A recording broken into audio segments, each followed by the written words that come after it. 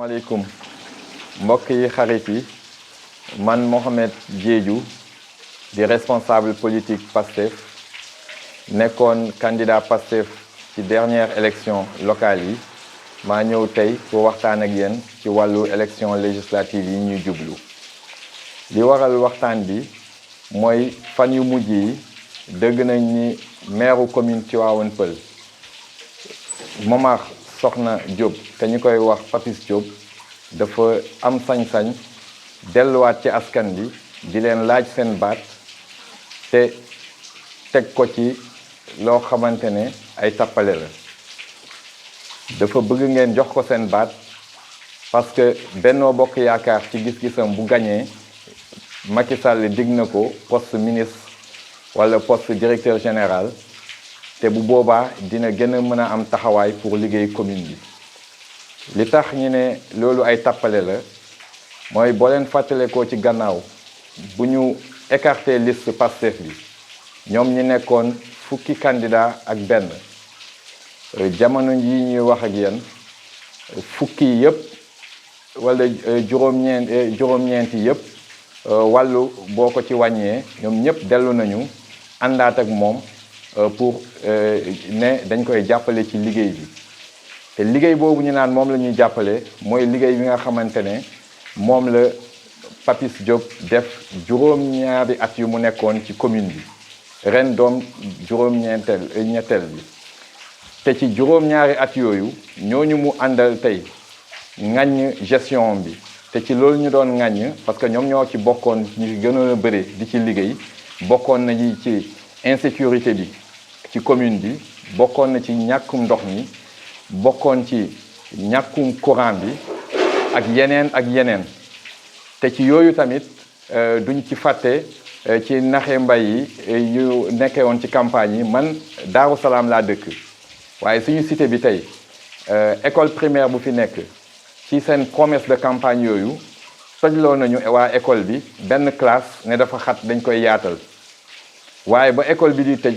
classe boobu abri provisoire la mujjee donc pour ne leen que nekkaluñ fi askan wi léegi ñooñu bu ñu amee sañ-sañu ñëw tey ne dañuy ñëw pour ngeen joxaat leen seen baat pour ñu liggéeyal ñu man yaakaar naa ni dañ leen di jox bant pour ñu gën ñu dóor tey li tax en fait ñun ñuy jógaat pour wax leen ni c'est parce que élection yi ñuy jëm di législative yu 31 juillet 2022 bi yu am solo lañu ci coppite bu ñu bëgg a andi ci réew mi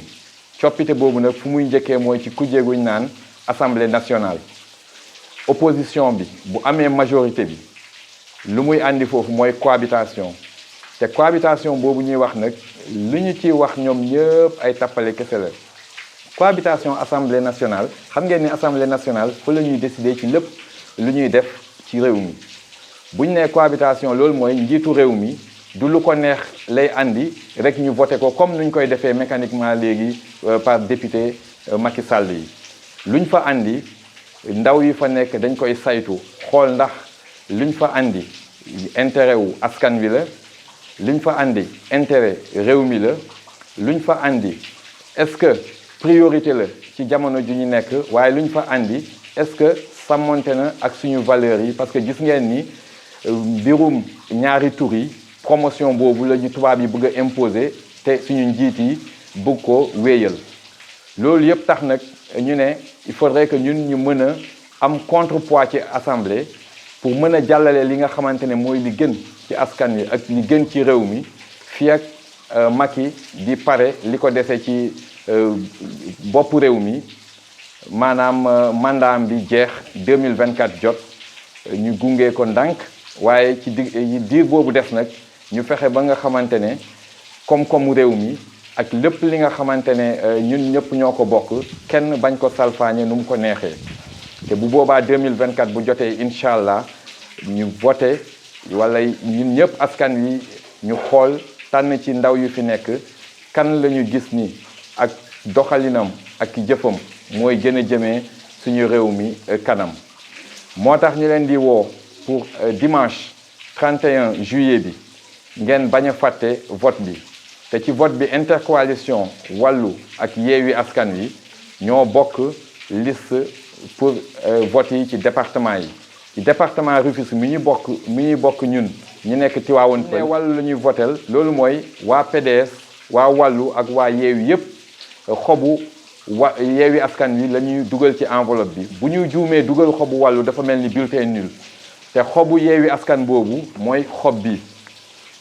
donc ñu leen di ñaan